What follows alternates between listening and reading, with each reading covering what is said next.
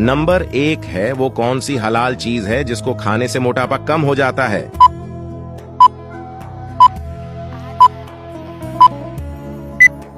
इसका दुरुस्त जवाब है सब्जियां और फल।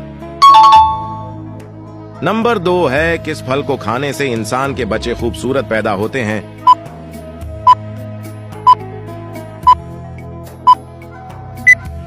इसका दुरुस्त जवाब है सेब खाने से।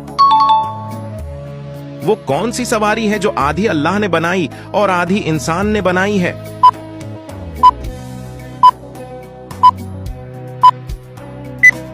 दुरुस्त जवाब है गधा गाड़ी। वो कौन से नबी हैं जो अपनी उम्मत के लिए बहुत ज्यादा रोए थे?